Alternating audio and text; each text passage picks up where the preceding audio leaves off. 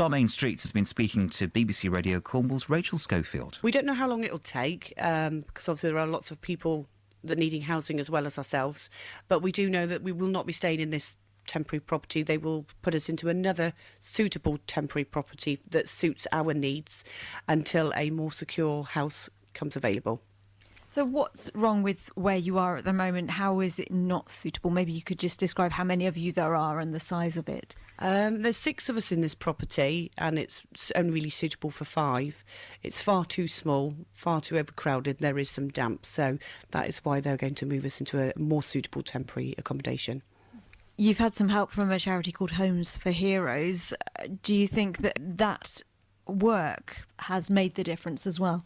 Most certainly, that definitely made a difference to our decision. David Woods, who works for Homes4Heroes, supported us throughout, alongside British Legion, SAFA, all the other charities. But no, he definitely made a difference for us.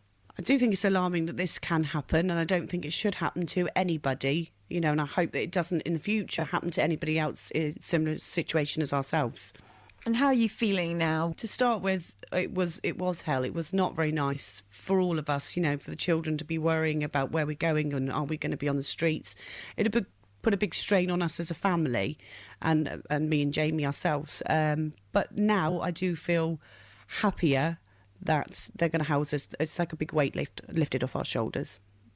And what about the whole issue of the responsibility towards ex-military personnel? And I know that there is a petition, especially on Facebook, going that they are trying to make it law that all service personnel, when they come out, should get housed and shouldn't have to go through this problem. And I do hope that this petition, if they get enough signatures, does go to the Prime Minister and it does get changed. Charmaine Streets from Falmouth speaking to our reporter Rachel Schofield. Well, the Streets case was taken up by the charity Homes4Heroes. Dave Woods works for them and is with us now. Morning to you. Good morning, James. A victory then for you and for the Streets. Well, I'm absolutely thrilled to bits, to be perfectly honest, that this really bad decision that was made originally has now been overturned, and I'm finding myself now that this problem seems to be getting so much worse across the whole of the UK that I cover. They're just, some of the cases that I hear, they're just horrific, and there's disabled soldiers that are being refused accommodation. I dealt with a family only yesterday who were basically told that they had made themselves intentionally homeless because the soldier had actually come out of the army and left his MOD property. It's just ludicrous. All local authorities are treating this military covenant as toilet paper. It's just not worth it. So obviously there is that agreement that was brokered by the government. Why do you think local authorities aren't adhering to it? The problem we have with the military covenant is, even though it's enshrined in law, it is not a legal document. So that means that the local councils can treat the military covenant however they wish to treat it without getting any punishment. I noticed Charmaine mentioned the petition that had been set up.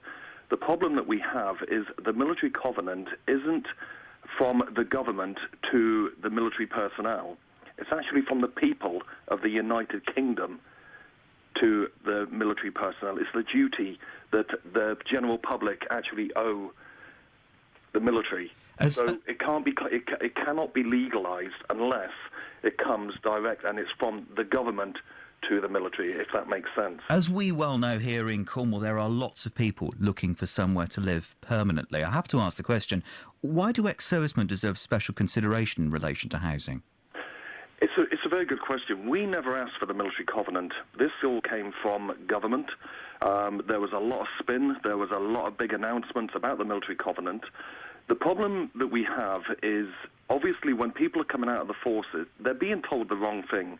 When they're on their resettlement courses, they're actually being told that they will get given priority treatment when it comes to accommodation. And when they're actually coming out onto civilian street, they're not getting that priority. So there seems to be a disconnect between the services and local and national government. Totally agree. I've come across this now quite a few times where, the people have come out of the forces. They're being told, listen, you'll be priority. As soon as you come out, go on the housing list. You'll get a house straight away. And it's absolute nonsense. Now, it's not a case of the military are asking for special treatment.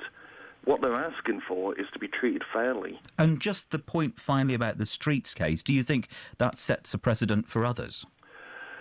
I'd certainly like to think so. I mean, UK Homes for Heroes, we're out every single day dealing with cases very, very similar to the Streets. We are solely funded by donations. We don't get any help from the government. But the problem just seems to be getting worse and worse. As an example, I've sent 5 emails in the past 3 months to Anne Sobery, who is the Veterans Minister. She is responsible for the military covenant and to make sure that it's being applied. And not once has she replied back to me. Well, obviously she's not here to respond to why that's the case, but I hear your frustration there. Dave, we'll have to leave it, but thank you very much for being with us this morning. Dave Woods there for the charity UK Homes for Heroes.